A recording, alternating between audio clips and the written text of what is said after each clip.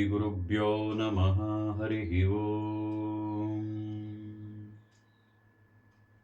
अमृतहस्ताय विद्महे महाशक्तिनेत्राय धीमहि तन्नो श्रीमाता प्रचोदयात्। गुरुब्रह्मा गुरुर्विष्णुः गुरुर्देवो महेश्वरः गुरुसाक्षात् परब्रह्म तस्मै श्रीगुरवे नमः। हसन्मुखाय विद्महे प्रेमरूपाय धीमहि तन्नो विरजानन्दः प्रचोदयात्। सर्वमङ्गलमाङ्गल्ये शिवे सर्वार्थसाधिके शरण्ये त्र्यम्बके गौरी नारायणि नमोऽस्तुते। बिन्दुत्रिकोणवसुकोणदशारयुग्म मन्वस्त्रनागदळषोडशपत्रयुक्तं वृत्तत्रयञ्च धरणी सधनत्रयञ्च श्रीचक्रराजौदिता परदेवताय श्रीचक्रराजनिलया श्रीमत्त्रिपुरसुन्दरी श्रीशिवा शिवशक्त्यैक्यरूपिणी ललितांबिका। ನನ್ನ ಪರಮ ಗುರುಗಳಾದಂತಹ ಶ್ರೀಮಾತಾ ಅಪ್ಪಾಜಿಯವರ ಗುರುಗಳಾದಂತಹ ಸರ್ವಾತೀತ ಸದ್ಗುರು ಸ್ವಾಮಿ ವಿರಜಾನಂದ ಸರಸ್ವತಿ ಮಹಾರಾಜ್ ಅವರ ಪಾದಕಮಲಗಳಿಗೆ ನಮಸ್ಕರಿಸುತ್ತಾ, ನನ್ನ ಗುರು ನನ್ನ ಜೀವನವನ್ನು ಬದಲಾಯಿಸಿ ಆಧ್ಯಾತ್ಮಿಕದ ಕಡೆಗೆ ಕೈ ಹಿಡಿದು ಕರ್ಕೊಂಡು ಹೋಗ್ತಾ ಇರುವ ನನ್ನ ಜನ್ಮಕ್ಕೂ ಕಾರಣರಾದಂತಹ ಶ್ರೀಮಾತಾ ಅಪ್ಪಾಜಿ, ಶ್ರೀ ಗುರು ಪರಮಹಂಸ ಶ್ರೀಮಾತಾ ಅಪ್ಪಾಜಿಯವರ ಪಾದ ಕಮಲಗಳಿಗೆ ಸಾಷ್ಟಾಂಗ ನಮಸ್ಕಾರವನ್ನು ಮಾಡುತ್ತಾ, ಗುರುಪೂರ್ಣಿಮಾ. ಈ ಗುರುಪೂರ್ಣಿಮೆ ಯಾಕೆ ಆಷಾಢ ಶುಕ್ಲ ಪೂರ್ಣಿಮೆಯಂದೇ ನಾವು ಆಚರಿಸ್ತೀವಿ? ಈ ದಿನವನ್ನೇ ನಾವು ಯಾಕೆ ಗುರುಪೂರ್ಣಿಮೆ ಅಂತ ಕರಿತೀವಿ? ಇದರ ಮಹತ್ವವೇನು? ಈ ಗುರುಪೂರ್ಣಿಮೆಯ ದಿನ ನಾವು ಮಾಡಲೇಬೇಕಾದಂತಹ ಕರ್ತವ್ಯ ಏನು? ಅದಕ್ಕಿಂತ ಮೊದಲನೇದಾಗಿ ನಾವು ಯಾರನ್ನ ಗುರು ಅಂತ ನಮ್ಮ ಜೀವನದಲ್ಲಿ ನಾವು ಒಪ್ಕೋಬೇಕಾಗತ್ತೆ ಅನ್ನುವ ವಿಚಾರದ ಬಗ್ಗೆ ಇವತ್ತು ಮಾತಾಡೋಣ. ಏಕೆಂದರೆ ಗುರುಪೂರ್ಣಿಮೆ ಆ ದಿನ ನಮ್ಮ ವೇದಗಳನ್ನು ವಿಂಗಡಿಸಿ ಅನೇಕ ಪುರಾಣಗಳನ್ನು ಬರೆದಂತಹ ವೇದವ್ಯಾಸರು ಜನ್ಮ ತಳೆದಂತಹ ದಿನ ಇದು ಸತ್ಯ. ಹಾಗೂ ಬೌದ್ಧ ಧರ್ಮದಲ್ಲೂ ಕೂಡ ಅಂದಿನ ದಿನದಂದು ಬುದ್ಧ ಮೊಟ್ಟ ಮೊದಲನೇ ಬಾರಿಗೆ ತನ್ನ ಶಿಷ್ಯರಿಗೆ ಪ್ರವಚನವನ್ನು ಕೊಟ್ಟಂತಹ ದಿನ. ಹಾಗೆ ಅನೇಕ ರೀತಿಯಲ್ಲಿ ಇದೊಂದು ಮಹತ್ವವಾದಂತಹ ದಿನ ಆಗಿರುತ್ತೆ.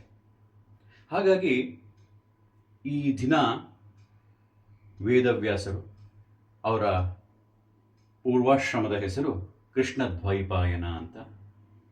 ಅವರು ಕೃಷ್ಣದ್ವೈಪಾಯನರು ಹೇಗೆ ವೇದವ್ಯಾಸರಾದರು ಅಂದರೆ, ಆ ವೇದಗಳನ್ನು ವಿಂಗಡಿಸಿ ನಮಗೆ ಆ ಪುರಾಣಗಳನ್ನು ಅತಿ ಸುಲಭದಲ್ಲಿ ದೊರಕಿಸಿಕೊಟ್ಟಂತಹ ಆದಿಗುರು. ಹಾಗಾಗಿ ಆ ದಿನವನ್ನು ವ್ಯಾಸ ಪೂರ್ಣಿಮಾ ಅಂತ ಕೂಡ ಕರೀತಾರೆ. ಆದರೆ ವಿಶೇಷವಾಗಿ ಈ ದಿನವನ್ನೇ ಗುರುಪೂರ್ಣಿಮೆ ಅಂತಲೂ ಕೂಡ ಕರೀತಾರೆ. ಆಷಾಢ ಶುಕ್ಲ ಪೌರ್ಣಿಮೆಯನ್ನು ಗುರುಪೂರ್ಣಿಮೆ ಅಂತಲೇ ಯಾಕೆ ಕರೀತಾರೆ?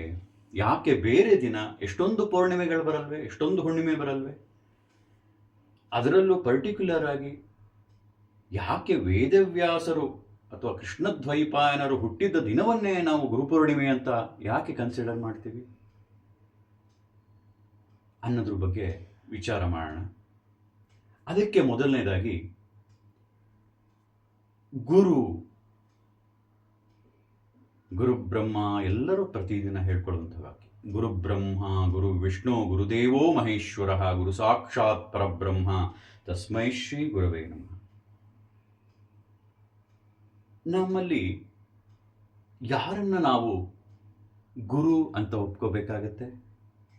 ಏಕೆಂದರೆ ಇದು ಸಹಜವಾದ ಒಂದು ಪ್ರಶ್ನೆ. ನಮ್ಮಲ್ಲ ಜೀವನದಲ್ಲಿ ಅನೇಕರು ಬಂದು ಹೋಗ್ತಾ ಇರ್ತಾರೆ. ನಮಗೆ ಪಾಠ ಹೇಳಿಕೊಳ್ಳಲಿಕ್ಕೆ ಬರುವಂತಹ ಗುರು, ಹಾಗೂ ಕೆಲವರೀಗ ಯೋಗಾಭ್ಯಾಸ ಮಾಡ್ತಾ ಇರೋ ಅದನ್ನು ಹೇಳ್ಕೊಡುವಂಥವ್ರು ಅವ್ರನ್ನ ಗುರು, ಹಾಗೂ ಅನೇಕ ಶ್ಲೋಕ ಕಲಿತಾ ಇದ್ದಾರೆ, ಕೆಲವರು ವೇದಗಳನ್ನ ಕಲಿತಾ ಇದ್ದಾರೆ. ಸೊ ಏನಾರ ಒಂದು ನಾವು ವಿಚಾರಗಳನ್ನು ಕಲಿಬೇಕಾದ್ರೆ ಅದಕ್ಕೆ ಒಂದು ಗುರು ಬೇಕು ಅನ್ನೋದು ನಾವು ಸಹಜವಾಗಿ ಗೊತ್ತಿರುವಂತಹ ವಿಚಾರ.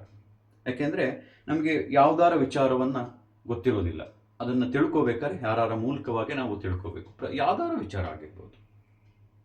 ಒಂದು ಪೂಜೆ ಕಲಿಬೇಕಾದ್ರೂ ಅದಕ್ಕೆ ಒಬ್ರು ಗುರು ನನಗೆ ಹೇಳ್ಕೊಡ್ಬೇಕು, ಯಾವ ಮಂತ್ರ ಏನು ಅಂತ ಹೇಳ್ಕೊಟ್ಟು ನಾನು ಅದನ್ನು ಮಾಡ್ಬೋದು. ಹೀಗೆ ವಿಚಾರ ಮಾಡಿದಾಗ ನಮ್ಮ ಜೀವನದಲ್ಲಿ ಅನೇಕರು ಬಂದು ಹೋಗ್ತಾರೆ. ಹಾಗಾಗಿ ಈ ಜೀವನದಲ್ಲಿ ಅನೇಕರು ಬಂದು ಹೋಗೋದು, ನಮ್ಮ ಜೀವನಕ್ಕೆ ನಾನೇನಾರ ಕಲಿಬೇಕಾದ್ರೆ ಅದೆಲ್ಲ ಬಂದು ಹೋಗ್ತಾರೆ. ಹಾಗಾಗಿ ಯಾರನ್ನ ನಾನು ಗುರು ಅಂತ ಕನ್ಸಿಡರ್ ಮಾಡಬೇಕು, ಹಾಗೂ ಆ ಗುರು ಪೂರ್ಣಿಮೆಯಲ್ಲಿ ಏನನ್ನು ನಾನು ಮಾಡಬೇಕು ಅಂತ ವಿಚಾರ ಮಾಡಿದಾಗ ಅದಕ್ಕೆ ಉತ್ತರ, ಯಾಕೆ ಈ ದಿನ ಅಂದರೆ ಆಷಾಢದ ಶುಕ್ಲ ಪಕ್ಷದ ಪೂರ್ಣಿಮೆಯನ್ನೇ ಯಾಕೆ ಗುರು ಪೂರ್ಣಿಮೆ ಅಂತ ಮಾಡಿದ್ರು, ಅಥವಾ ವೇದವ್ಯಾಸರು ಹುಟ್ಟಿದ ದಿನವನ್ನೇ ಯಾಕೆ ಗುರು ಪೂರ್ಣಿಮೆ ಅಂತ ಕನ್ಸಿಡರ್ ಮಾಡೋದು ಅಂತ ನಮಗೆ ಗೊತ್ತಾದರೆ ಅದಕ್ಕೆ ಉತ್ತರ ಅಲ್ಲೇ ಇದೆ. ನಾವು ಯಾರನ್ನ ಗುರು ಅಂತ ಕನ್ಸಿಡರ್ ಮಾಡಬೇಕು ಅಥವಾ ನಾವು ಅದನ್ನು ಸ್ವೀಕರಿಸಬೇಕು ಅಂತ. ಯಾಕೆ ಅಂದರೆ ಈ ಕ್ವಶನ್ ಸಹಜವಾಗಿ ಎಲ್ಲರಲ್ಲೂ ಮೂಡುತ್ತೆ. ಮತ್ತು ಇನ್ನು ಕೆಲವರಲ್ಲಿ ಆ ಪಾರಂಪರ್ಯವಾಗಿ ಯಾರನ್ನೋ ಗುರು ಅಂತ ಕನ್ಸಿಡರ್ ಮಾಡಿರ್ತಾರೆ. ಈಗ ಹೊಸದಾಗಿ ಈ ಜೀವನದಲ್ಲಿ ಬಂದಾಗ ನನ್ನ ಜೀವನದಲ್ಲಿ ಇನ್ಯಾರನ್ನೋ ನಾನು ಗುರು ಅಂತ ಹೇಗೆ ಒಪ್ಕೊಳ್ಳೋದು ಅನ್ನೋ ಅನೇಕ ಕ್ವಶನ್ಗಳಿರುತ್ತೆ. ಅದಕ್ಕೆಲ್ಲ ಸಹಜವಾದ ಉತ್ತರ, ಈ ಗುರು ಪೂರ್ಣಿಮೆ ಯಾಕೆ ಕರೀತಾರೆ, ಅದರಲ್ಲೂ ವೇದವ್ಯಾಸರು ಹುಟ್ಟಿದ ದಿನ ಅಂತ ನಾವು ತಿಳ್ಕೊಳ್ಳೋಣ. ವೇದವ್ಯಾಸರು ಏನನ್ನ ಮಾಡಿದ್ರು, ಆ ಪರಮ ಪವಿತ್ರವಾದಂತಹ ವೇದಗಳನ್ನು ವಿಂಗಡಿಸಿ ಸಾಮಾನ್ಯರಲ್ಲಿ ಅತಿಸಾಮಾನ್ಯರಿಗೂ ಅದು ಅರ್ಥ ಆಗುವ ರೀತಿಯಲ್ಲಿ ವಿಂಗಡಣೆ ಮಾಡಿದ್ರು. ಯಾವುದನ್ನು ಓದಿದ್ರೆ ಏನು ಅನ್ನೋ ರೀತಿಯಲ್ಲಿ ಎಲ್ಲದನ್ನು ಸಪರೇಟ್ ಮಾಡಿ, ಮತ್ತೆ ಅದಕ್ಕೂ ಒಂದು ಸ್ಟೆಪ್ ಕೆಳಗೆ ಹೋಗಿ ಆ ಪುರಾಣ ಕಥೆಗಳು ಇದೆಲ್ಲ ಮಾಡಿದ್ದು ಈ ಜೀವನ ಎಂದರೇನು, ನಾನ್ಯಾರು, ಭಗವಂತ ಯಾರು, ಈ ಅಧ್ಯಾತ್ಮ ಅಂತ ಕರಿತೀವಲ್ಲ ಅಂದ್ರೇನು, ಅಂದರೆ ಸ್ವಸ್ವರೂಪ ದರ್ಶನ, ಅಂದರೆ ನನ್ನ ಬಗ್ಗೆ ತಿಳ್ಕೊಳ್ಳೋದು. ನಾನು ಅಂದರೆ ಯಾರು, ಈ ದೇಹವ ಮನಸ್ಸ. ಯಾಕೆ ನಾವು ಹೇಳ್ಬೇಕಾದ್ರೆ ಆಡು ಭಾಷೆಯಲ್ಲಿ ನೋಡಿ, ನನ್ನ ದೇಹ ಅಂತೀವಿ, ನಾನು ದೇಹ ಅಂತ ಹೇಳೋದಿಲ್ಲ. ನನ್ನ ಮನಸ್ಸು ಅಂತೇಳಿ ನಾನೇ ಮನಸ್ಸು ಅಂತ ಹೇಳೋದಿಲ್ಲ. ಹಾಗಾದರೆ ನಾನು ಯಾರು, ಈ ಜೀವನ ಏನು, ಹೇಗೆ ಅನ್ನುವ ಎಲ್ಲ ಒಂದು ವಿಚಾರಗಳನ್ನು ಬಿಡಿಸಿ ಬಿಡಿಸಿ ಬಿಡಿಸಿ ನಮ್ಮ ಮುಂದೆ ಇಡ್ತಾರೆ. ಹಾಗೆ ಯಾವ ಒಬ್ಬ ಮನುಷ್ಯ ನನ್ನ ಜೀವನದಲ್ಲಿ ಅತಿ ಸರಳವಾಗಿ ಎಲ್ಲವನ್ನು ವಿಂಗಡಿಸಿ, ನೋಡು ಮಗು, ನೀನು ಇದು ಮಾಡಿದ್ರೆ ಹೀಗಾಗತ್ತೆ, ಇದು ಮಾಡಿದ್ರೆ ಹೀಗಾಗತ್ತೆ ಅಂತ ಯಾರು ನಮ್ಮ ಜೀವನವನ್ನು ನಮಗೆ ಅರ್ಥ ಮಾಡಿಸ್ತಾರೋ, ಸುಲಭದ ರೀತಿಯಲ್ಲಿ ಅರ್ಥ ಮಾಡಿಸ್ತಾರೋ, ಮತ್ತು ನಾನು ಯಾರನ್ನ ನಂಬಿ ಪೂಜನೀಯವಾಗಿ ಕಂಡ್ರೆ ನನ್ನ ಮನಸ್ಸು ಶಾಂತಗೊಳ್ಳುತ್ತೋ, ಯಾರು ಅವರು ಹೇಳಿದ ಕೈಂಕರ್ಯಗಳನ್ನು ಮಾಡಿದಾಗ ನನ್ನ ಈ ಜೀವನದಲ್ಲಿ ಅದನ್ನು ಫಲವನ್ನು ಉಂಡಿ ಕಷ್ಟಗಳು ನೀಗುತ್ತೋ, ಯಾರು ತನ್ನ ಸ್ವಾರ್ಥಕ್ಕಲ್ಲದೆ ಅತಿ ಪ್ರೇಮದಿಂದ ಅವನು ಸಂಪಾದಿಸಿದ ಶಕ್ತಿಯನ್ನು ನನಗೆ ಪ್ರಸಾದ ಮಾಡಲಿಕ್ಕೆ ರೆಡಿಯಾಗಿದನೋ ಅವನೇ ನಮ್ಮ ಗುರು. ಇಷ್ಟು ಕನ್ಸಿಡರ್ ಆಗಬೇಕು, ಸರಳವಾಗಬೇಕು ನಮ್ಮ ಜೀವನ. ಆ್ಯಕ್ಚುಲಿ ಜೀವನನೇ ಅತಿ ಸರಳ, ಸುಲಭ. ಅದು ಹೇಗೆ ಅಂತ ಅರ್ಥ ಮಾಡಿಸುವ ಆ ದೈವ ಸ್ವರೂಪಿಯೇ ಗುರು. ಅವರನ್ನು ನಾವು ಗುರು ಅಂತ ಇನ್ನು ಮಿಕ್ಕಿದವರೆಲ್ಲ ನಾವು ಬಂದು ಕಲಿತಂತಹವ್ರನ್ನ ಶಿಕ್ಷಕರು ಅಂತ ಕರಿ. ಅವ್ರಿಗೆ ಗೌರವ ಕೊಡಬೇಕು, ಖಂಡಿತ ಗೌರವ ಕೊಡಬೇಕು. ಆದರೆ ಯಾರು ನಮ್ಮ ಬಗ್ಗೆ, ಜೀವನ ಬಗ್ಗೆ, ಹಾಗೂ ಈ ಜೀವನ ಅಂದ್ರೇನು, ಕಷ್ಟ ಅಂದ್ರೇನು, ಇದನ್ನು ದಾಟೋದು ಹೇಗೆ, ಅದಕ್ಕೆ ಶಂಕರಾಚಾರ್ಯರು ಗುರುಪಾದುಕಾ ಸ್ತೋತ್ರದಲ್ಲಿ ಬರೀತಾರೆ, ಅನಂತ ಸಂಸಾರ ಸಮುದ್ರ ತಾರಾಂ ನೌಕಾಹಿತಾಭ್ಯಾಂ ಗುರುಭಕ್ತಿದಾಭ್ಯಾಂ. ಯಾರು ಗುರು? ಅನಂತ ಸಂಸಾರ ಸಮುದ್ರ ತಾರಾಂ. ಇದೆಲ್ಲ ನಾವು ಇಲ್ಲಿ ಸಂಸಾರ ಅಂತ ಏನು ಕರಿತೀವಿ, ಅದು ಅನಂತವಾಗಿರೋದು. There is no end. ಆ ಒಂದು ಸಂಸಾರದ ಆ ಸಮುದ್ರದಲ್ಲಿ ನೌಕೆ, ಆ ಒಂದು ಬೋಟ್ ಬೇಕೇ ಬೇಕು. ಯಾಕೆಂದರೆ ಸಮುದ್ರದಲ್ಲಿ ನಾವು ನಡ್ಕೊಂಡು ಹೋಗ್ಲಿಕ್ಕಾಗೋದಿಲ್ಲ, ಮುಳುಗೋಗ್ತೀವಿ. ಮುಳುಗಬಾರ್ದು ಅಂದರೆ ನಮಗೊಂದು ನೌಕೆ ಅಥವಾ ಬೋಟ್ ಬೇಕು. ಆ ಬೋಟ್ ಯಾರಪ್ಪ ಅಂದರೆ ಅದೇ ಗುರು. ಇಲ್ಲಿ ಸಂಸಾರ ಅಂದ್ರೇನು? ಸಂಸಾರ ಅಂದರೆ ಗಂಡ ಹೆಂಡತಿ ಮಕ್ಕಳು ಅಲ್ಲ. ದ್ವಂದ್ವಗಳು ಪ್ರತಿಯೊಬ್ಬನ ಜೀವನದಲ್ಲೂ ಬರುವಂಥದ್ದು, ಇವತ್ತು ನಮಗೆ ಕಷ್ಟಕ್ಕೆ ಕಾರಣವಾಗಿರುವಂಥದ್ದು, ನಮ್ಮ ಜೀವನ ಏನು ಅಂತ ನಮಗೆ ಅರ್ಥ ಆಗದೇ ಇರುವಂಗೆ ಮಾಡಿದ್ದು, ಅದೇ ದ್ವಂದ್ವ ಅಂತ ಕರಿತೀವಿ. ಆ ದ್ವಂದ್ವನೇ ಸಂಸಾರ. ಇದು ಮಾಡಬೇಕಾ, ಅದು ಮಾಡಬೇಕಾ, ಇದು ಸರಿನಾ, ಅದು ಸರಿನಾ, ಅದು ಮಾಡಿದ್ರೆ ಸರಿ ಹೋಗುತ್ತಾ, ಇದು ಮಾಡಿದ್ರೆ ಸರಿ ಹೋಗುತ್ತಾ, ಅಯ್ಯೋ ನಾನು ಹಾಗೆ ಮಾಡಬಾರ್ದು. ಪ್ರತಿಯೊಂದು ಹೆಜ್ಜೆಯಲ್ಲೂ, ಪ್ರತಿಯೊಬ್ಬರ ಜೀವನದಲ್ಲೂ ಈ ದ್ವಂದ್ವಗಳು ಉಂಟಾಗುತ್ತೆ. ಯಾವುದು ಸರಿ, ಯಾವುದು ತಪ್ಪು, ಇದು ಮಾಡಬೇಕಾ, ಅದು ಮಾಡಬೇಕಾ, ಇದು ಮಾಡಬಾರ್ದಾ, ಅದು ಇದು ಮಾಡಿದ್ರೆ ಏನಾಗುತ್ತೆ, ಅದು ಮಾಡಿದ್ರೆ ಏನಾಗುತ್ತೆ. ಈ ದ್ವಂದ್ವಗಳನ್ನೇ ನಾವು ಸಂಸಾರ ಅಂತ ಕರಿತೀವಿ. ಈ ಸಂಸಾರ ಎಂಥದ್ದು? ಅಂಥದಿಂಥದ್ದಲ್ಲ, ಅನಂತ ಸಂಸಾರ. ಯಾಕೆಂದರೆ ದ್ವಂದ್ವಗಳು ನಮ್ಮ ಜೀವನದಲ್ಲಿ ಅಷ್ಟೊಂದು ಇರುತ್ತೆ. ಹಾಗಾಗಿ ಇದರಲ್ಲಿ ನಾವು ಮುಳುಗೋಗಬಾರ್ದು. ನಾವು ತೇಲ್ಬೇಕು ಅಂದರೆ ನಮ್ಮ ಜೀವನದಲ್ಲಿ ಒಬ್ಬ ಗುರು ಬೇಕೇ ಬೇಕು. ಶ್ರೀರಾಮಚಂದ್ರ ಸಾಕ್ಷಾತ್ ವಿಷ್ಣುವಿನ ಅವತಾರವಾದರೂ ಅವರ ಜೀವನದಲ್ಲಿ ವಸಿಷ್ಠರು ಗುರುವಾಗಿ ಬಂದರು, ಮಾರ್ಗದರ್ಶನವನ್ನು ನೀಡಿದರು. ಕೃಷ್ಣ ಪರಮಾತ್ಮ ಸ್ವತಃ ದೈವವನಾದರೂ ಸಂದೀಪನಿಯ ಗುರುಗಳಿದ್ದರು. ಅಷ್ಟೇ ಏಕೆ, ಇತ್ತೀಚೆಯಲ್ಲಿ ನಮ್ಮ ಶಿವಾಜಿ ಮಹಾರಾಜರು, ಅವರ ಆಧ್ಯಾತ್ಮ ಗುರುಗಳು ಸಮರ್ಥ ರಾಮದಾಸರು. ಹೀಗೆ ನಮ್ಮ ಪರಂಪರೆ, ನಮ್ಮ ಚರಿತ್ರವನ್ನು ತೆಗೆದು ನೋಡಿದಾಗ ನಮಗೆ ಅರ್ಥವಾಗುತ್ತೆ, ಪ್ರತಿಯೊಬ್ಬರ ಜೀವನದಲ್ಲಿ ಗುರು ಬೇಕೇ ಬೇಕು. ಯಾವ ಗುರು ಬೇಕು? ಆ ಜೀವನ ಏನು, ನಾನು ಯಾರು, ಅಷ್ಟೇ ಅಲ್ಲದೆ ಕೆಲವೊಂದು ಬರುವ ಈ ದ್ವಂದ್ವಗಳನ್ನು ನಮ್ಮನ್ನು ದಾಟಿಸೋನು ಯಾರಪ್ಪ ಅಂದರೆ ಅವನೇ ಶ್ರೀಗುರು. ಅವನಿಗೆ ನಾವು ಮಾಡುವಂತಹ ಆಚರಣೆ ಅಥವಾ ಅವರನ್ನು ನಾವು ಗುರು ಅಂತ ಒಪ್ಕೊಂಡು ಆ ಒಂದು ಸಮರ್ಪಣೆಯ ಮಾಡುವ ದಿನವೇ ಗುರು ಪೂರ್ಣಿಮಾ. ಹಾಗಾಗಿ ಅದೊಂದು ಆಧ್ಯಾತ್ಮಿಕದಲ್ಲೂ ಪೂರ್ಣಿಮೆ, ಅದರಲ್ಲೂ ಅವತ್ತು ಪೂರ್ಣ ಹುಣ್ಣಿಮೆ ಅತ್ಯಂತ ವಿಶೇಷ ಆಧ್ಯಾತ್ಮಿಕ ಶಕ್ತಿಯನ್ನು ಹೊಂದಂತಹ ದಿನವಾಗಿರುತ್ತೆ. ಹಾಗಾಗಿ ಯಾರು ತನ್ನ ಸ್ವಾರ್ಥವಿಲ್ಲದೆ ತನ್ನ ಹತ್ತಿರ ಬರುವವರಿಗೆ ಆ ದ್ವಂದ್ವಗಳನ್ನು ನೀಗಿಸಿ ಅವರ ಜೀವನವನ್ನು ಸುಲಭ ಮಾಡಿ ಆನಂದಮಯಗೊಳಿಸಿ ನಗುನಗುತ್ತಾ ಆ ಅನಂತ ಸಂಸಾರದಲ್ಲಿ ಆ ನೌಕೆಯಂತೆ ನಮ್ಮನ್ನು ಕಾಪಾಡುವರೇ ಗುರು. ಅದಕ್ಕೆ ಅದನ್ನು ಗುರು ಬ್ರಹ್ಮ, ಗುರು ವಿಷ್ಣು, ಗುರುದೇವೋ ಮಹೇಶ್ವರ, ಗುರು ಸಾಕ್ಷಾತ್ ಪರಬ್ರಹ್ಮ, ತಸ್ಮೈ ಶ್ರೀ ಗುರವೇ ನಮಃ. ನಾವು ಈ ಗುರುಪೂರ್ಣಿಮೆಯನ್ನು ಶ್ರೀ ಗುರು ಪರಮಹಂಸ ಶ್ರೀಮಾತ ಅಪ್ಪಾಜಿಯವರು, ಅವರನ್ನು ನಾವು ಪೂಜನೀಯಾಗಿ ನೋಡ್ತಾ ಇದ್ದೀವಿ. ಯಾಕೆಂದರೆ ಆ ಗುರು ಹೇಗೆ ವೇದವ್ಯಾಸರು ಆ ವೇದಗಳನ್ನೆಲ್ಲ ಸುಲಭ ಮಾಡಿಕೊಟ್ರೋ ಹಾಗೆ ನಮ್ಮ ಜೀವನವನ್ನು ಆನಂದಗೊಳಿಸಿ ಸುಲಭ ಮಾಡಿ ಆ ಕೈಂಕರ್ಯಗಳನ್ನು ಹೇಳಿಕೊಟ್ಟು ಸುಮಾರು ಸಮಸ್ಯೆಗಳು ಬರ್ತಾ ಹೋಗುತ್ತೆ ಜೀವನದಲ್ಲಿ. ಆ ಸಮಸ್ಯೆಗಳನ್ನು ದಾಟುವುದರ ಜೊತೆಗೆ ಈ ಮನುಷ್ಯ ಜನ್ಮನೂ ಕೂಡ ನಾವು ಎತ್ತರಕ್ಕೆ ಹೋಗ್ತಾ ಇರಬೇಕು. ಎರಡು ತಕಡಿ ಇದ್ದಂಗೆ, ಒಂದು ಸಫಲತೆ, ಇನ್ನೊಂದು ಕಡೆ ಸಾರ್ಥಕತೆ. ಬರೀ ಸಕ್ಸಸ್ ಹೋಗ್ತಾ ಇದ್ರೆ ಇಲ್ಲಿ ಸಾರ್ಥಕ ಆಗಬೇಕು. ಹಾಗೆ ಯಾರು ಒಂದು ತಕ್ಕಡಿಯಂತೆ ನಮ್ಮ ಜೀವನವನ್ನು ಬ್ಯಾಲೆನ್ಸ್ ಮಾಡೋಕ್ಕೆ ಶಕ್ತನೋ ಅವನೇ ಮಹಾಗುರು. ಬರೀ ಸಕ್ಸಸ್ ಹೋಗ್ತಾ ಇದ್ರೆ ನಮ್ಮ ಸಾರ್ಥಕತೆ ಬೇಕಲ್ಲ ಜೀವನದಲ್ಲಿ. ಅದು ಬೇಕು ಇದು ಬೇಕು ಅದಾಯಿತು ಎಲ್ಲ ಕಷ್ಟ ನಿಂತು ನನ್ನ ಮನುಷ್ಯ ಜನ್ಮ ಬಂದಿದ್ದ್ಯಾರು ಎತ್ತಲಿಕ್ಕೆ, ಸಾರ್ಥಕವಾಗಲಿಕ್ಕೆ.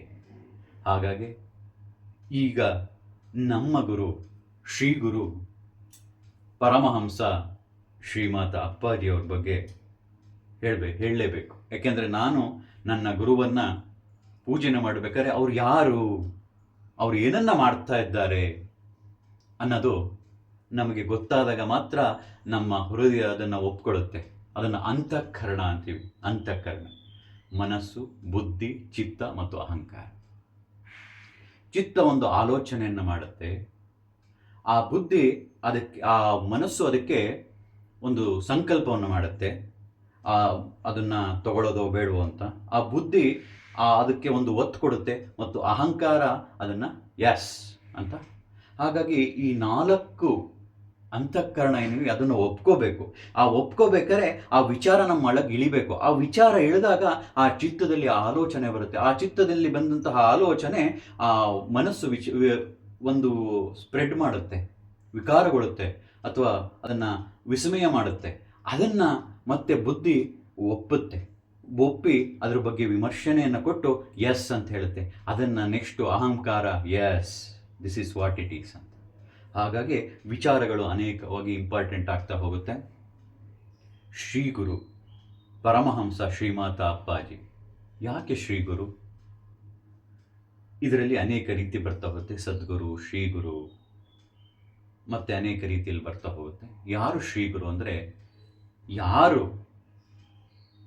ನಮ್ಮ ಜೀವನದಲ್ಲಿ ಇಹ ಮತ್ತು ಪರ, ಈ ಜೀವನಕ್ಕೂ ಆಗಬೇಕು ಮತ್ತು ಈ ಜೀವನದ ಸಾರ್ಥಕತೆಯೂ ಆಗಬೇಕು, ಅದೆರಡಕ್ಕೂ ನಮಗೆ ಮಾರ್ಗದರ್ಶನವನ್ನು ನೀಡಿ ಕೈ ಹಿಡಿದು ನಡೆಸ್ಕೊಂಡು ಹೋಗ್ತಿರ್ತಾರೋ ಅವರೇ ಶ್ರೀಗುರು.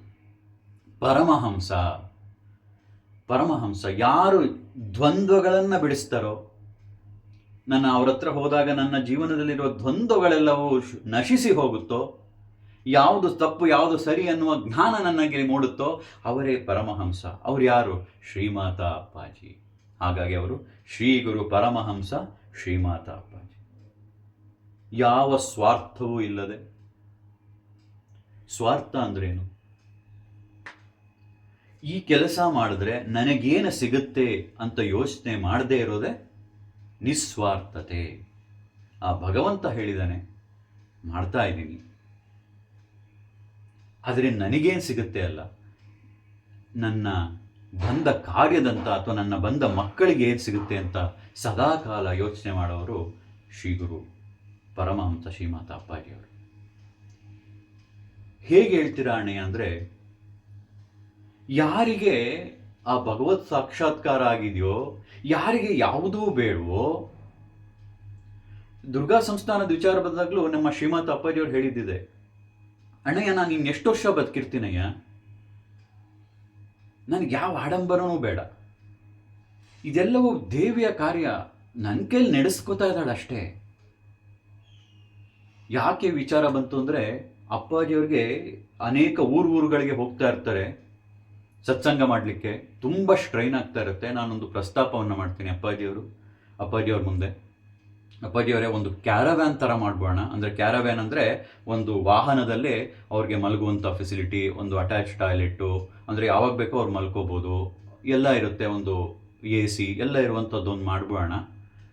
ಹಾಗಾಗಿ ನೀವೆಲ್ಲಿ ಓಡಾಡಿದ್ರೂ ಅದರಲ್ಲಿ ಅನುಕೂಲವಿರುತ್ತೆ. ಅಲ್ಲಿ ಯಾರೊಬ್ಬರು ಅಡುಗೆಯವ್ರನ್ನೂ ಇಟ್ಕೊಂಡ್ಬಿಟ್ರೆ ನಿಮಗೆ ಅನುಕೂಲ. ಅಯ್ಯೋ, ಯಾವುದೇ ಕಾರಣಕ್ಕೂ ಬೇಡ, ಯಾಕೆಂದರೆ ನನ್ನ ಹತ್ರ ಅಷ್ಟು ದುಡ್ಡಿಲ್ಲ. ಇಲ್ಲ ಅಪ್ಪಾಜಿ, ಟ್ರಸ್ಟಲ್ಲಿ ಇದೆಯಲ್ಲ. ಇಲ್ಲ ಇಲ್ಲ ಇಲ್ಲ ಇಲ್ಲ, ಅದೆಲ್ಲರೂ ಆ ಹಣವನ್ನು ಕೊಟ್ಟಿರೋದು ದುರ್ಗಾ ಸಂಸ್ಥಾನಕ್ಕೆ. ಹಾಗಾಗಿ ನನ್ನ ಒಂದು ಸೌಕರ್ಯಕ್ಕೆ ಇವೆಲ್ಲ ಖಂಡಿತ ನಾನು ಉಪಯೋಗಿಸೋದಿಲ್ಲ.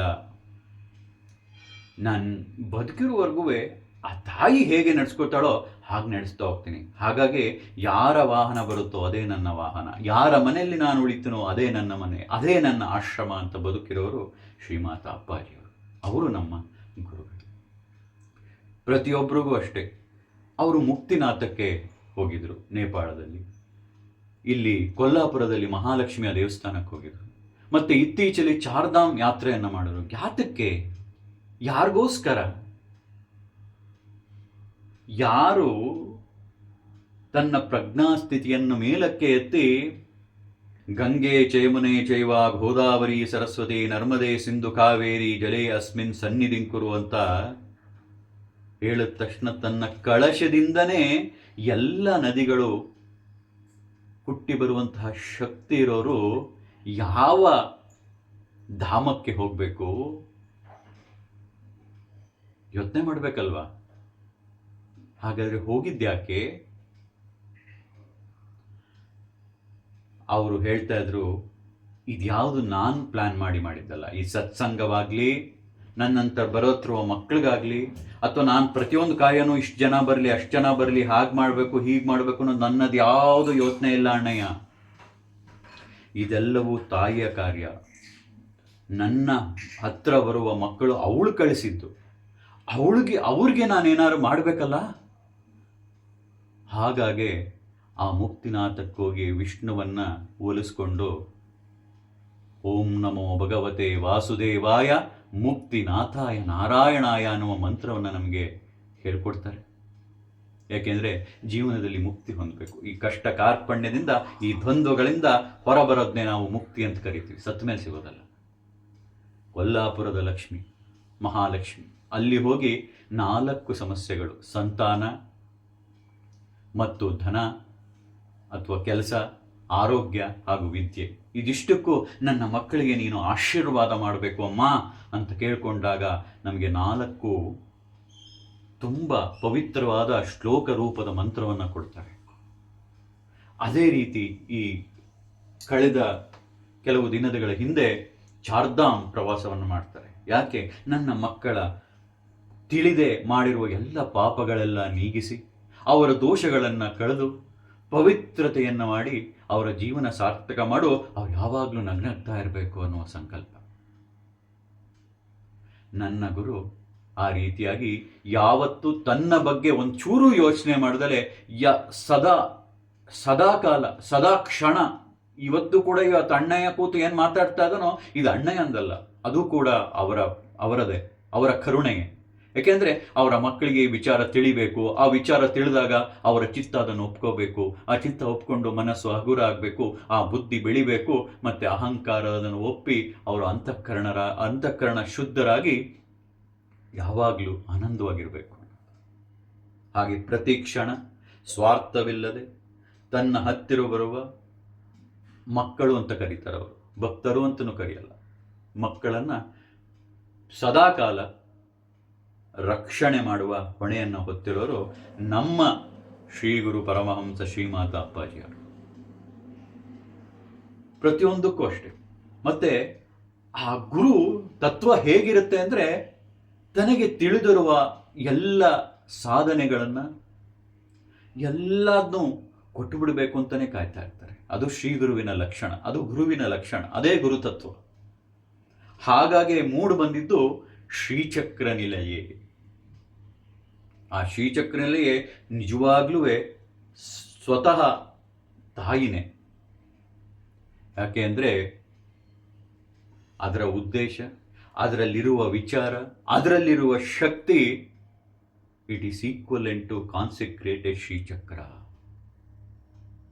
ಹಾಗೆ ಪ್ರತಿಯೊಬ್ಬರ ಮನೆಗೂ ನಾನು ಹೋಗೋಕ್ಕಾಗಲ್ಲ, ಮತ್ತು ಪ್ರತಿಯೊಬ್ಬರಿಗೂ ಆ ವಿಚಾರ ಮುಟ್ಟಿಸೋದು ಹೇಗೆ, ಮತ್ತೆ ಆ ವಿಚಾರವನ್ನು ಅರ್ಥ ಮಾಡ್ಕೊಳ್ಳಿಕ್ಕೆ ಅವ್ರಿಗೊಂದು ಶಕ್ತಿ ಬೇಕು, ಅದನ್ನು ಕೊಡುವುದು ಹೇಗೆ ಅಂತ ವಿಚಾರ ಮಾಡಿದಾಗಲೇ ಬಂದಿದ್ದು ಶ್ರೀಚಕ್ರ ನಿಲಯೇ. ಆ ಶ್ರೀಚಕ್ರ ನಿಲಯೇ ಬರೀ ಗ್ರಂಥ ಅಲ್ಲ, ಅದು ನಿಜವಾಗ್ಲೂ ತಾಯಿನೇ. ಮತ್ತು ಯಾರು ಅದನ್ನು ಅಧ್ಯಯನ ಮಾಡ್ತಾರೋ ಅದು ಇನ್ನೊಬ್ಬ ಶ್ರೀಮಾತ ಅಪ್ಪಾಜಿಯೇ ಆಗ್ತಾರೆ. ಯಾಕೆಂದರೆ ಯಾವ ಲಲಿತಾ ಸಹಸ್ರನಾಮನೇ ರಹಸ್ಯ, ಅದನ್ನೇ ಅಮ್ಮಂದು ಸಹಸ್ರ ರಹಸ್ಯ ನಾಮ ಅಂತ ಕರಿತೀವಿ, ಅದೇ ರಹಸ್ಯ. ಇನ್ನು ಅದರಲ್ಲಿ ಅಡಗಿರುವಂತಹ ರಹಸ್ಯವನ್ನು, ಅದರಲ್ಲೂ ಯೋಗಿನಿ ರಹಸ್ಯವನ್ನು ಯಾರು ಹೇಳ್ಕೊಡ್ಲಿಕ್ಕೆ ಸಾಧ್ಯವಿಲ್ಲ. ಆ ಸಾಧ್ಯ ಆಗೋದು ಯಾರಿಗೆ ಅಂದರೆ, ಯಾರು ಮನಸ್ಸು ಅತ್ಯಂತ ವಿಶಾಲವಾಗಿರುತ್ತೋ ಅವ್ರು ಮಾತ್ರ ಹೇಳ್ಕೊಡ್ಲಿಕ್ಕೆ ಸಾಧ್ಯ. ಯಾರ ಪ್ರಜ್ಞೆ ಆ ಜಗತ್ತಿನ ಪ್ರಜ್ಞೆಯಲ್ಲಿ ಒಂದಾಗಿರುತ್ತೋ ಅವ್ರು ಮಾತ್ರ ಹೇಳ್ಕೊಡ್ಲಿಕ್ಕೆ ಸಾಧ್ಯ. ಹಾಗಾಗಿ ಅನೇಕ ರಹಸ್ಯಗಳನ್ನು ಅತಿ ಸುಲಭವಾಗಿ, ಹೇಗೆ ವೇದವ್ಯಾಸರು ಆ ವೇದಗಳನ್ನು ನಮಗೆ ವಿಂಗಡಿಸಿ ಸುಲಭಗೊಳಿಸರೋ, ಹಾಗೆ ಇಲ್ಲಿ ನಮ್ಮ ಜೀವನಕ್ಕೆ ಬೇಕಾದಂತಹ ಆಧ್ಯಾತ್ಮಿಕ ಹಾಗೂ ಈ ಜೀವನಕ್ಕೆ ಬೇಕಾದಂತಹ ಸುಲಭವಾಗಿ ಅದನ್ನು ತಿಳಿಸಿಕೊಟ್ಟಿರ್ಬಿಟ್ಟಿದ್ದಾರೆ ಶ್ರೀಚಕ್ರನೆಲೆಯಲ್ಲಿ. ಹಾಗಾಗಿ ನನ್ನ ಗುರು ಶ್ರೀ ಗುರು ಪರಮಹಂಸ ಶ್ರೀಮಾತ ಅಪ್ಪಾಜಿ. ಹಾಗಾಗಿ ಅಪ್ಪಾಜಿ ಹೇಳ್ತಾ ಇರ್ತಾರೆ, ಇದೇನು ಪ್ರತಿಯೊಬ್ಬರು ಮನೆಗೂ ನಾನು ತಲುಪಿಸ್ಬೇಕು ಅನ್ನೋ ಉದ್ದೇಶ ನನಗಿಲ್ಲ. ಯಾರು ಅಮ್ಮ ನೀನೇ ಬೇಕು ಅಂತ ಆ ಶ್ರದ್ಧೆ ಇಟ್ಕೋತಾರೋ ಅವರ ಮನೆಗೆ ಆ ಶ್ರೀಚಕ್ರ ನಿಲೆಗೆ ತಾಯಿ ಸದಾಕಾಲ ಹೋಗ್ತಾಳೆ. ಅದರ ಮೂಲಕವಾಗಿ ಅಪ್ಪಾಜಿಯವರು ನಿಮ್ಮ ಜೀವನದಲ್ಲಿ ಆ ದ್ವಂದ್ವಗಳನ್ನೆಲ್ಲ ನೀಗಿಸಿ, ಕಷ್ಟಗಳನ್ನೆಲ್ಲ ನೀಗಿಸಿ ಅತ್ಯಂತ ಆನಂದದಾಯಕ ಬದುಕು ನಿಮ್ಮದಾಗಬೇಕು ಅಂತ ಅವರ ಉದ್ದೇಶ. ಹಾಗಾಗಿ ಅತ್ಯಂತ ಅವರು ಅದನ್ನೇ ಹೇಳ್ತಾ ಇರ್ತಾರೆ, ಅದನ್ನು ಬರೆದಿದ್ದು ಒಂದು ಕಡೆ ಕೂತು ಬರಲಿಲ್ಲ, ಯಾಕೆಂದ್ರೆ ಟೈಮ್ ಇಲ್ಲ, ಓಡಾಡ್ತಾ ಇರ್ತಾರೆ. ಅದೇ ಗುರುವಿನ ತತ್ವ, ಕಿತ್ತಡಿ ಅಂತ ಕರೀತಾರೆ. ಅವನು ನಿತ್ತಲ್ಲಿ ನಿಲ್ಲೋದಿಲ್ಲ. ಗುರುತತ್ವನೇ ಹಾಗೆ, ಗುರುತತ್ವನೇ ಹಾಗೆ. ಯಾಕೆಂದರೆ ಇಡೀ ಪ್ರಪಂಚವೇ ಅವನ ಆಶ್ರಮವಾಗಿರುತ್ತೆ, ಇಡೀ ಸೃಷ್ಟಿಗೆ ಅವನ ಕುಟುಂಬವಾಗಿರುತ್ತೆ. ಅವನೇ ನಿಜವಾದ ಗುರು, ಅವನೇ ನಿಜವಾದ ತತ್ವ, ಅದೇ ಗುರು ತತ್ವ. ಹಾಗೆ ಓಡಾಡ್ತಾ ಇದ್ದಂತಹ ಸಮಯದಲ್ಲಿ ಬಿಡುವು ಮಾಡಿಕೊಂಡು ಹೇಳ್ತಾ ಹೋಗ್ತಾರೆ. ಅವರೇ ವ್ಯಾಸರು, ಅದನ್ನು ಟೈಪ್ ಮಾಡಿದಂಥ ನಿಖಿಲ್ನೇ ನಾವು ಗಣಪತಿ ಎನ್ನುವ ರೂಪದಲ್ಲಿ ನೋಡ್ತೀವಿ.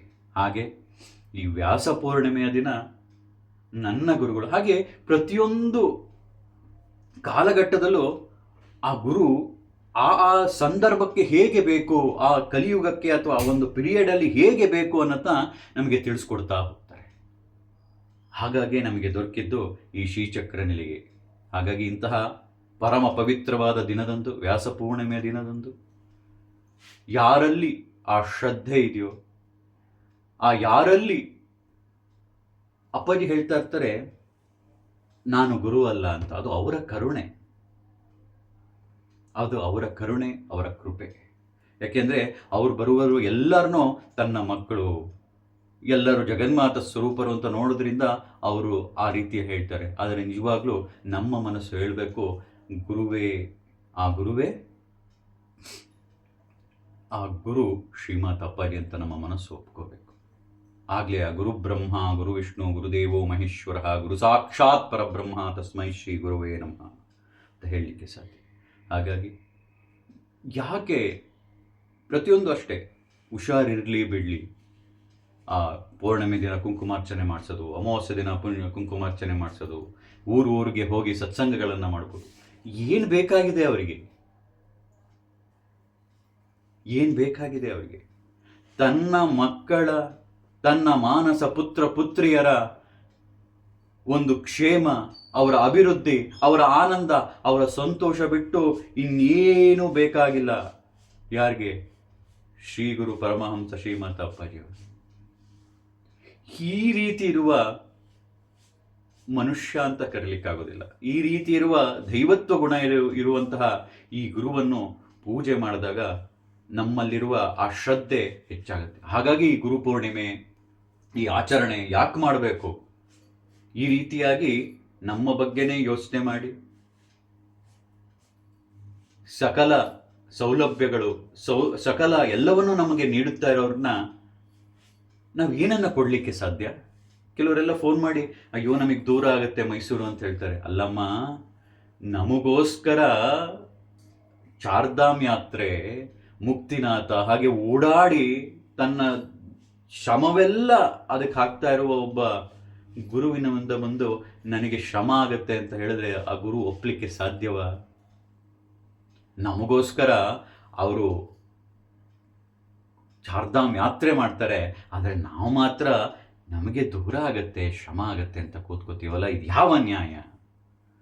ಬರಬೇಕು, ನಮ್ಮ ಗುರುವನ್ನು ಕೊಂಡಾಡಬೇಕು. ಆ ಕೊಂಡಾಡಿ ಆ ಪೂಜನೀಯ ಮನಸ್ಸನ್ನು ಒಪ್ಪಿ ನಮ್ಮ ಶ್ರದ್ಧೆಯನ್ನು ಬೆಳೆಸ್ಕೊತ್ಬೇಕು. ಏಕೆಂದರೆ ಶ್ರದ್ಧವಾನ್ ಲಭತೆ ಜಯಂ. ಯಾರಲ್ಲಿ ಶ್ರದ್ಧೆ ಇರುತ್ತಾರೆ ಖಂಡಿತವಾಗ್ಲೂ ಅಪ್ಪಾಜಿಯ ಪೂರ್ಣ ಆಶೀರ್ವಾದ ಅವ್ರಿಗೆ ಲಭ್ಯ ಆಗೇ ಆಗುತ್ತೆ, ಮತ್ತು ಅದು ವರ್ಕ್ ಆಗೇ ಆಗುತ್ತೆ. ಅವರ ಜೀವನದಲ್ಲಿ ಜಯ ಸಿಕ್ಕೇ ಸಿಗುತ್ತೆ. ಯಾಕೆಂದರೆ ಇದು ನಾನು ಮಾತ್ರ ಹೇಳ್ತಾ ಇರೋದಲ್ವ, ಲಕ್ಷಾಂತರ ಭಕ್ತ ಮಕ್ಕಳು ಹೇಳ್ತಾ ಇರುವಂತಹ ನುಡಿ. ಮತ್ತು ಈ ಸತಿಯ ಗುರುಪೂರ್ಣಿಮೆಯ ವಿಶೇಷ ಏನಪ್ಪ ಅಂದರೆ ಎಲ್ಲ ಮಕ್ಕಳು ಕೂಡ ಆ ಶ್ರೀ ಗುರು ಪರಮಹಂಸ ಶ್ರೀಮಾತ ಅಪ್ಪಾಜಿಯವರ ಪಾದಕಕ್ಕೆ ಕುಂಕುಮಾರ್ಚನೆಯನ್ನು ಮಾಡ್ತಾರೆ. ಪ್ರತಿಯೊಬ್ಬರು, ಅವರು ಇವರು ಅಂತಲ್ಲ. ಆಗ ಬರೀ ಯಾರೋ ಸ್ಟೇಜ್ ಮೇಲೆ ಅಣ್ಣಯ್ಯ ಕೂತ್ ಪೂಜೆ ಮಾಡ್ತಿರ್ತಾನಲ್ಲ, ಪ್ರತಿಯೊಬ್ಬರು ಈ ಗುರುಪೂರ್ಣಿಮೆಯ ವಿಶೇಷ ಏನಪ್ಪ ಅಂದರೆ ಪ್ರತಿಯೊಬ್ಬರು ಕೂಡ ಶ್ರೀ ಗುರು ಪರಮಹಂಸ ಶ್ರೀಮಾತ ಅಪ್ಪಾಜಿಯವರ ಪಾದಕಕ್ಕೆ ಕುಂಕುಮಾರ್ಚನೆಯನ್ನು ಮಾಡ್ತಾರೆ. ಅದರಲ್ಲೂ ಪಾದಕ ಸ್ತೋತ್ರವನ್ನು ಹೇಳ್ತಾ, ಅದೊಂದು ಮಹಾ ಪುಣ್ಯಕರವಾದಂತಹ ಕಾರ್ಯ. ಅದು ದುರ್ಲಭವೇ ಸರಿ. ಹಾಗಾಗಿ ಇದೊಂದು ವಿಶೇಷ ಇರುತ್ತೆ ಈ ಸತಿ ಗುರುಪೂರ್ಣಿಮೆಯಲ್ಲಿ. ಹಾಗೂ ಶ್ರೀಚಕ್ರ ನಿಲಯೇ ಈ ಗ್ರಂಥ ಅತಿ ಶಕ್ತಿಯುತವಾದದ್ದು, ಆ ದೈವಿ ಸ್ವರೂಪ ಆಗೋದು. ಯಾರ್ಯಾರು ನನ್ನ ಗುರು ಶ್ರೀಮಾತ ಅಪ್ಪಾಜಿ ಅಥವಾ ಅವರ ಮೇಲೆ ಶ್ರದ್ಧೆ ಇರುತ್ತೋ ಅವರ ಮನೆಯಲ್ಲೆಲ್ಲ ಇರುತ್ತೆ. ಅವ್ರ ಮನೆಯಲ್ಲಷ್ಟೇ ಅಲ್ಲ, ಅವರ ಮಕ್ಕಳಿಗೂ ಕೂಡ ಇದನ್ನು ಅವರು ಕರುಣಿಸ್ತಾರೆ ಅನ್ನೋದರಲ್ಲಿ ಯಾವ ಸಂಶಯನೂ ಇಲ್ಲ. ಹಾಗಾಗಿ ನನ್ನಲ್ಲಿ ಶ್ರದ್ಧೆ ಇದೆ ಅನ್ನೋದು ನಿನಗೆ ಅರಿವಾಗಬೇಕು ಅಥವಾ ನಮಗೆ ಅರಿವಾಗಬೇಕು ಅಂದರೆ ನಮ್ಮಲ್ಲಿ ಏನಿರಬೇಕು ಅಂದರೆ, ಒಂದು ದುರ್ಗಾ ಕವಚ ಅಥವಾ ದುರ್ಗಾ ವಸ್ತ್ರ, ಎರಡನೇದು ಶ್ರೀಚಕ್ರ ನಿಲಯೇ. ಅಣ್ಣ ಇದಿಲ್ಲದೆ ಇದ್ರೆ ನಮಗೆ ಶ್ರದ್ಧೆ ಇಲ್ವಾ ಅಂತಲ್ಲ, ಶ್ರದ್ಧೆ ಇಲ್ಲ ಅಂತನ ಅರ್ಥ ಅಂತಂದರೆ ಹೌದು. ಈಗ ನಾನು ಒಬ್ಬರನ್ನ ಪ್ರೀತಿಸುತ್ತಿದ್ದೇನೆ ಅಂತ ಹೇಳ್ಬಿಟ್ಟು ಸುಮ್ಮನೆ ಕೂತ್ಕೊಂಡ್ರೆ ಗೊತ್ತಾಗುತ್ತಾ ಅವ್ರಿಗೆ? We have to do some expression. ಹಾಗೆ ನನ್ನ ಮನಸ್ಸು, ನನ್ನ ಅಂತಃಕರಣ ಒಪ್ಕೋಬೇಕು ಅಂದರೆ ಅಪ್ಪಾಜಿ ಹೇಳ್ಕೊಡುವ ಕೈಂಕರ್ಯಗಳು, ನೆಗೆಟಿವ್ ಪೂಜೆ ಆಗಿರ್ಬೋದು, ಒಂದು ಗ್ರೂಪನ್ನ ಫಾಲೋ ಮಾಡೋದಾಗಿರ್ಬೋದು, ಒಂದು ಪೂಜೆ ಅದನ್ನೆಲ್ಲ ಫಾಲೋ ಮಾಡ್ತಾ ಇದು ತಾಯಿನೇ ಅಂತ ಹೇಳಿದಾಗ ನಾವು ಅದನ್ನು ಏನು ಸ್ವೀಕರಿಸ್ತಿಲ್ಲ ಅಂದಾಗ ನಮ್ಮಲ್ಲಿ ಶ್ರದ್ಧೆ ಇದೆ ಅಂತ ಹೇಗೆ ನಂಬೋದು? ಬೇರೆಯವ್ರು ಬಿಡಿ, ನಮಗೆ ಹೇಗೆ ನಂಬಿಕೆ ಬರೋದು? ಈ ಶ್ರದ್ಧೆ ಇಲ್ದಲೆ ಶ್ರದ್ಧಾವಾನ್ ಲಭತೆ ಜಯಂ. ಈ ಶ್ರದ್ಧೆನೇ ಇಲ್ಲದೆ ಇದ್ದಾಗ ನಾವೇನನ್ನ ಪಡೆಯೋಕ್ಕೆ ಸಾಧ್ಯ? ಹಾಗಾಗಿ ಈ ಶ್ರದ್ಧೆ ಅತಿ ಮುಖ್ಯವಾಗುತ್ತೆ. ಈ ಗುರುಪೂರ್ಣಿಮೆಯ ಪೂಜೆನೂ ಅಷ್ಟೇ. ಇವೆಲ್ಲವೂ ನಮ್ಮ ಶ್ರದ್ಧೆಯನ್ನು ಮೇಲೆತ್ತಿ ಆ ಗುರುವಿನ ಪಾದಕ್ಕೆ ಸಂಪೂರ್ಣ ಶರಣಾರ್ಥಿಯನ್ನು ಮಾಡಿ, ಹೇಗೆ ಆ ಗುರುಪಾದಕ ಸ್ತೋತ್ರದಲ್ಲಿ ಹೇಳ್ದಂಗೆ, ಅನಂತ ಸಂಸಾರ ಸಮುದ್ರ ತಾರಾಂ ನೌಕಾಹಿತಾಭ್ಯಾಂ ಗುರುಭಕ್ತಿತಾಭ್ಯಾಂ. ಆ ಗುರುಭಕ್ತಿಯಿಂದನೇ ಈ ಅನಂತ ಸಂಸಾರದಲ್ಲಿ ನಮಗೆ ನೌಕೆಯಾಗಿ ಕಾಪಾಡೋದು ಇನ್ಯಾರೂ ಅಲ್ಲ, ಶ್ರೀ ಗುರುಗಳು. ಅಂತ ಗುರುವಿನ ಪಾದಕ್ಕೆ ಯಾವಾಗಲೂ ನಾವು ಶರಣಾಗಿ ಬರಬೇಕು. ಗುರುಪೂರ್ಣಿಮೆ ದಿನ ಬಂದು ಆ ಗುರುಗಳನ್ನು ಕೊಂಡಾಡಿ, ಅವತ್ತು ರಥೋತ್ಸವ ಎಲ್ಲ ಇರುತ್ತೆ, ಆ ಗುರುಗಳನ್ನು ಕೊಂಡಾಡಿ. ಇದನ್ನೆಲ್ಲ ಯಾಕೆ ಮಾಡಬೇಕು ಅಂದರೆ ನಮ್ಮ ಅಂತಃಕರಣ ಒಪ್ಕೋಬೇಕು. ಅದು ಒಪ್ಕೊಂಡಾಗಲೇ ಶ್ರದ್ಧೆ ಬರೋದು.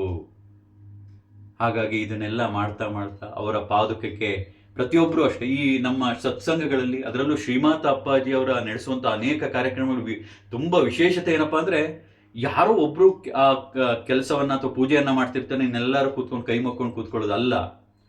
ಬರುವ ಅಷ್ಟು ಸಾವಿರಾರು ಮಕ್ಕಳು ಕೂಡ ಅದರಲ್ಲಿ ಇನ್ವಾಲ್ವ್ ಆಗಬೇಕು ಅನ್ನೋದು ಅವರ ಒಂದು ಇಚ್ಛೆ ಮತ್ತು ಅವರ ಅದೊಂದು ಕರುಣೆ ನಮ್ಮ. ಹಾಗಾಗಿ ಈ ಸತಿ ಅಂತೂ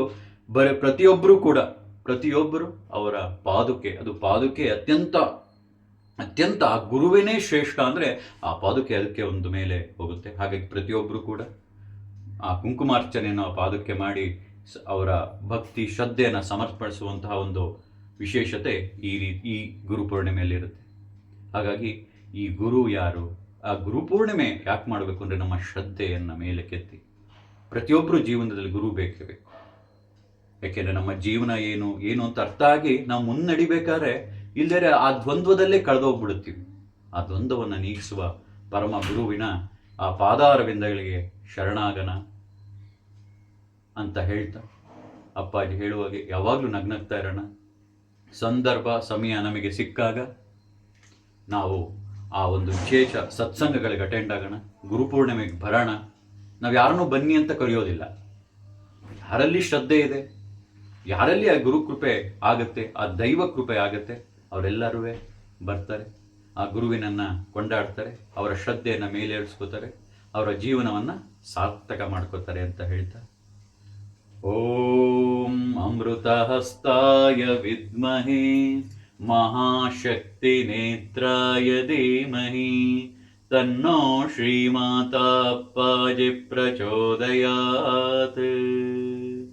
ಓಂ ಸುವರ್ಣವೃಷ್ಟಿಂ ಕುರು ಮೇ ಗೃಹೇ ಶ್ರೀಃ ಸುಧಾನ್ಯವೃದ್ಧಿಂ ಕುರು ಮೇ ಗೃಹೇ ಶ್ರೀಃ ಕಲ್ಯಾಣವೃದ್ಧಿಂ ಕುರು ಮೇ ಗೃಹೇ ಶ್ರೀಃ ವಿಭೂತಿವೃದ್ಧಿಂ ಕುರು ಮೇ ಗೃಹೇ ಶ್ರೀಃ ಸುವರ್ಣವೃಷ್ಟಿಂ ಕುರು ಮೇ ಗೃಹೇ ಶ್ರೀಃ ಸುಧಾನ್ಯವೃದ್ಧಿಂ ಕುರು ಮೇ ಗೃಹೇ ಶ್ರೀಃ ಕಲ್ಯಾಣವೃದ್ಧಿಂ ಕುರು ಮೇ ಗೃಹೇ ಶ್ರೀಃ ವಿಭೂತಿವೃದ್ಧಿಂ ಕುರು ಮೇ ಗೃಹೇ ಶ್ರೀಃ ಮಾ ಸುವರ್ಣವೃಷ್ಟಿಂ ಕುರು ಮೇ ಗೃಹೇ ಶ್ರೀಃ ಸುಧಾನ್ಯವೃದ್ಧಿಂ ಕುರು ಮೇ ಗೃಹೇ ಶ್ರೀಃ ಕಲ್ಯಾಣವೃದ್ಧಿಂ ಕುರು ಮೇ ಗೃಹೇ ಶ್ರೀಃ ವಿಭೂತಿವೃದ್ಧಿಂ ಕುರು ಮೇ ಗೃಹೇ ಶ್ರೀಃ ಲೋಕಾ ಸಮಸ್ತಾ ಸುಖಿನೋ ಭವಂತು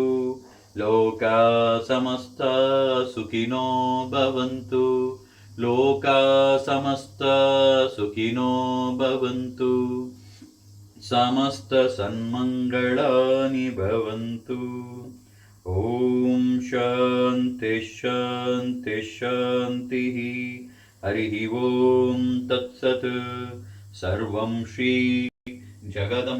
ಜಗದಂಬಾರ್ಪಣಮಸ್ತು ಸರ್ವಂ ಶ್ರೀ ಗುರುಚರಣಾರ್ಪಣಮಸ್ತು ಸ್ವಸ್ತಿಸ್ತು ಸಮಸ್ತ ಸನ್ಮಂಗಳಾನಿ ಭವಂತು ಜೈ ಶ್ರೀ ಮಾತಾ ಜೈ ಜೈ ಶ್ರೀ ಮಾತಾ ಜೈ ಶ್ರೀ ಮಾತಾ ಜೈ ಜೈ ಶ್ರೀ ಮಾತಾ ಜೈ ಶ್ರೀ ಮಾತಾ ಜೈ ಜೈ ಶ್ರೀ ಶರಣಾಗು ಮನವೇ ಶರಣಾಗು ಶರಣಾಗು ಶರಣಾಗು ಮನವೇ ಶ್ರೀ ಗುರು ಚರಣ ಸರೋಜಕ್ಕೆ ಮಣಿದು ಶರಣಾಗು ಶರಣಾಗು ಶರಣಾಗು ಮನವೇ ಶ್ರೀ ಗುರು ಚರಣ ಸರೋಜಕ್ಕೆ ಮಣಿದು ಶರಣಾಗು ಶರಣಾಗು ಶರಣಾಗು ಮನವೇ